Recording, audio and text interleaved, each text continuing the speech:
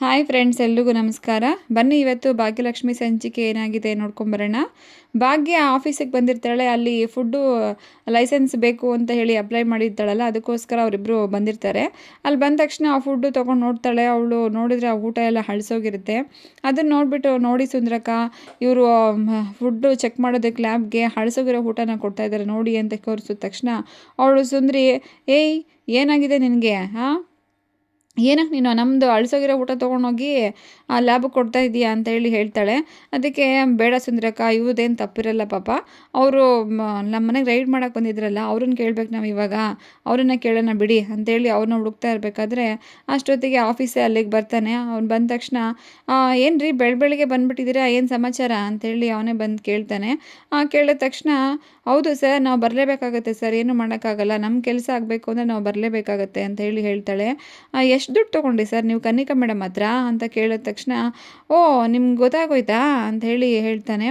ಅಲ್ಲ ಸರ್, ಇಷ್ಟು ದೊಡ್ಡ ಪದವಿಲಿದ್ದೀರಾ, ನಮ್ಮಂಥವ್ರು ಹೊಟ್ಟೆ ಮೇಲೆ ಹೊಡಿತೀರಲ್ಲ ಸರ್, ನಿಮಗೇನು ಅನಿಸ್ತಾ ಇಲ್ವಾ ಇದ್ರ ಬಗ್ಗೆ ಅಂತ ಹೇಳಿದ ತಕ್ಷಣ, ನಮಗೇನು ಅನಿಸಲ್ಲ ಕಣ್ರಿ, ನಮಗೆ ಅವರು ಇದೇ ಕೆಲಸಕ್ಕೆ ಬೇಜಾನ್ ದುಡ್ಡು ಕೊಟ್ಟಿದ್ದಾರೆ, ನೀವು ಸ್ವಲ್ಪ ಜಾಸ್ತಿ ಕೊಡಿ ಅವ್ರಿಗಿಂತ, ರಿಪೋರ್ಟ್ ನಿಮ್ಮ ಪರವಾಗಿ ಮಾಡಿಕೊಡ್ತೀನಿ ಅಂಥೇಳಿ ಅವ್ನು ಲಂಚ ಕೇಳಬೇಕಾದ್ರೆ, ಹೌದಾ, ನಾವು ಇದಕ್ಕೆ ಯಾವುದೇ ಕಾರಣಕ್ಕೂ ನಿಮಗೆಲ್ಲ ದುಡ್ಡೆಲ್ಲ ಏನೂ ಕೊಡೋಕ್ಕೆ ಹೋಗಲ್ಲ, ನನಗೆ ಗೊತ್ತು ನ್ಯಾಯವಾಗಿ ಹೇಗೆ ನಾನು ಲೈಸೆನ್ಸ್ ತೊಗೋಬೇಕು ಅಂತ ನನಗೆ ಚೆನ್ನಾಗಿ ಗೊತ್ತು ಅಂತೇಳಿ ಭಾಗ್ಯ ಹೇಳ್ತಾಳೆ.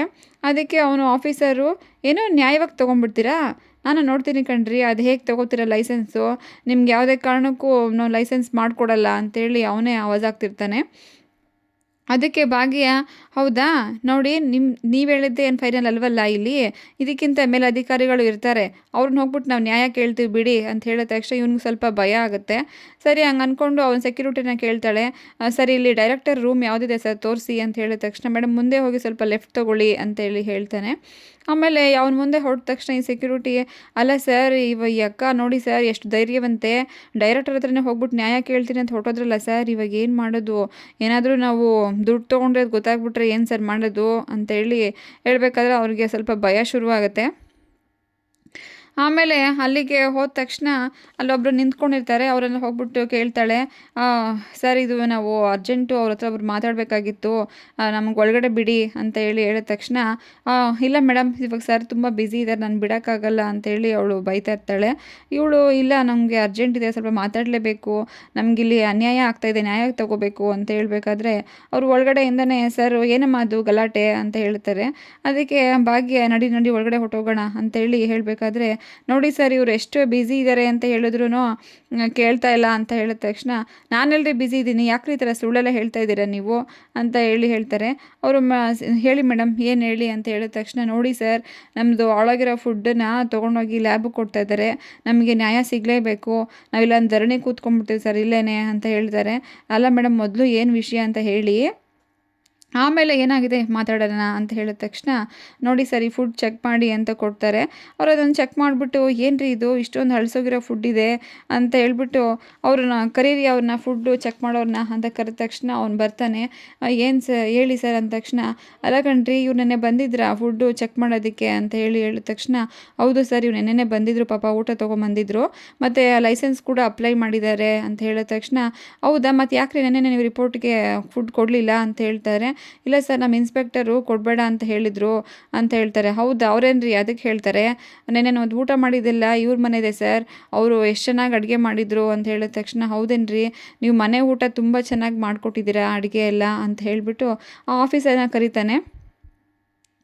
ಆ ಆಫೀಸರು ಬಂದ ತಕ್ಷಣ, ಏನು ರೀ ಇದು, ಏನು ಸಮಾಚಾರ ನಿಮ್ಮದು, ಎಷ್ಟು ರೀ ತೊಗೊಂಡ್ರಿ ದುಡ್ಡು ಅಂತೇಳಿ ಕೇಳಬೇಕಾದ್ರೆ, ಅದು ಸರ್ ಏನೂ ಇಲ್ಲ ಅಂತೇಳಿ ಅವ್ನು ರಾಗ ಆಡ್ತಾ ಇರ್ತಾನೆ.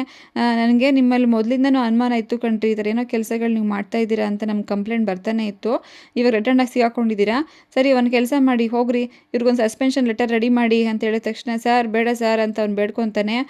ಜಸ್ಟ್ ಸುಮ್ಮನೆ ಹೋಗ್ರಿ ಇಲ್ಲಿಂದ ಹೊರಗಡೆ, just get out from here ಅಂತೇಳಿ ಅವ್ನು ಬೈದ್ಬಿಟ್ಟು ಕಳಿಸ್ಬಿಡ್ತಾನೆ.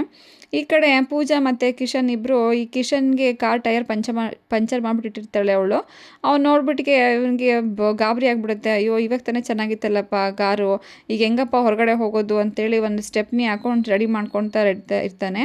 ಅಷ್ಟರಲ್ಲಿ ಇನ್ನೊಂದು ಟೈರ್ ನೋಡ್ತಾನೆ, ಅದು ಕೂಡ ಪಂಚರ್ ಆಗೋಗಿರುತ್ತೆ. ಅಯ್ಯೋ ಈ ಕಾರ್ ಯಾವಾಗ ಪಂಚರ್ ಆಯ್ತಪ್ಪ ದೇವ್ರೆ ಅಂತೇಳಿ ಯೋಚನೆ ಮಾಡ್ತಾ ಇರ್ತಾನೆ. ಆಮೇಲೆ ಅಷ್ಟರಲ್ಲಿ ಪೂಜಾ ಬರ್ತಾಳೆ ಅಲ್ಲಿಗೆ. ಅವಳು ಬಂದ ತಕ್ಷಣ, ಅಯ್ಯೋ ಸರ್ ನಮಸ್ತೆ ಸರ್ ಬಾಸು, ಏನಾಯಿತು? ಅಯ್ಯೋ ನನ್ನ ಚಪ್ಪಲಿ ಕಚ್ಬಿಟ್ಟಿತ್ತಲ್ಲ ಇಲ್ಲಿ, ಅದೇ ಇರಬೇಕೇನೋ ನಿಮ್ಮ ಟೈರ್ನು ಕಚ್ಬಿಟ್ಟಿದೆ ಅಲ್ವಾ, ಎಂಥ ಕೆಲಸ ಆಗೋಯ್ತು ಅಂದ ತಕ್ಷಣ, ಏಯ್ ಪೂಜಾ ಇದು ನಿಂದೆ ಈ ಕೆಲಸ ಅಂತ ನಂಗೆ ಚೆನ್ನಾಗಿ ಗೊತ್ತು, ನೀನಲ್ವಾ ಇದನ್ನೆಲ್ಲ ಮಾಡಿದ್ಯಾ ಅಂತೇಳಿ ಅವನು ಬೈತಾ ಇರ್ತಾನೆ.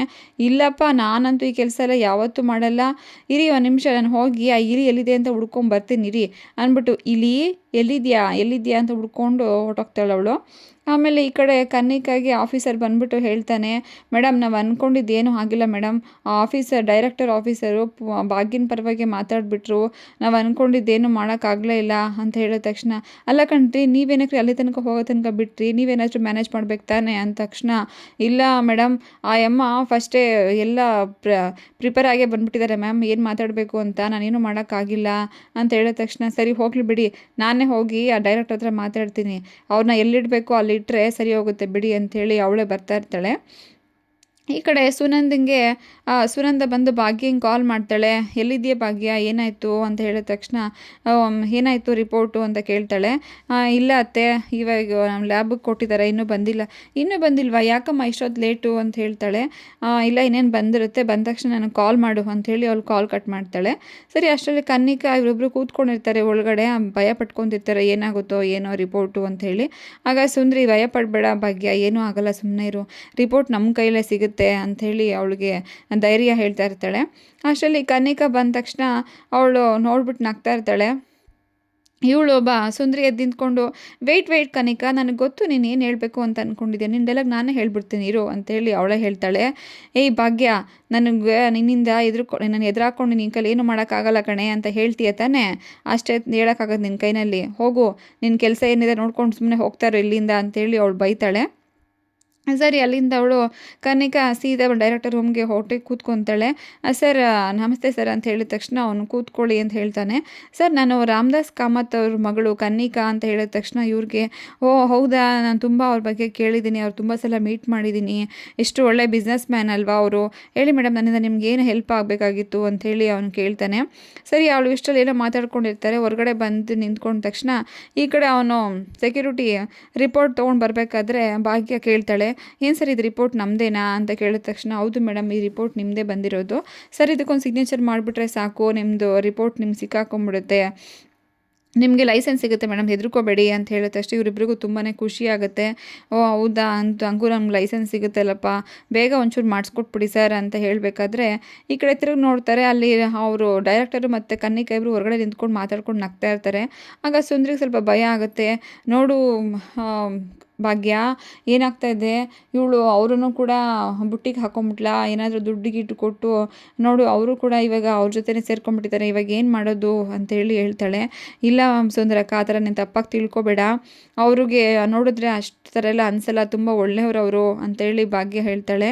ಸರಿ ಅವ್ನು ತೊಗೊಂಡು ಹೋಗ್ಬಿಟ್ಟು ಆಫೀಸರ್ ಹತ್ರ ತೊಗೊಳ್ಳಿ ಸರ್ ರಿಪೋರ್ಟು ಅಂತೇಳಿ ಕೊಟ್ಟ ತಕ್ಷಣ ಅವ್ರು ಅದನ್ನು ತೊಗೊಂಡು ಒಳಗಡೆ ಹೋಗ್ತಾನೆ. ಒಳಗಡೆ ಹೋಗ್ಬಿಟ್ಟು ತಕ್ಷಣವೇ ಸರಿ ಆ ರಿಪೋರ್ಟ್ ನೋಡಿಬಿಟ್ಟು ಇನ್ನೇನು ಸೈನ್ ಮಾಡೋಕ್ಕೆ ಅಂತೇಳಿ ಕೂತ್ಕೋಬೇಕಾದ್ರೆ ಪೇಪರ್ಗೆ ಸೈನ್ ಮಾಡೋಕ್ಕೆ ಕೂತ್ಕೊತಾನೆ. ಅಷ್ಟರಲ್ಲಿ ಇವಳು ಕನ್ನಿಕಾ, ಏನು ಸರ್ ನೀವು ಏನು ಮಾಡ್ತಾಯಿದ್ದೀರಾ ಅಂತೇಳಿ ಕೇಳ್ತಾಳೆ.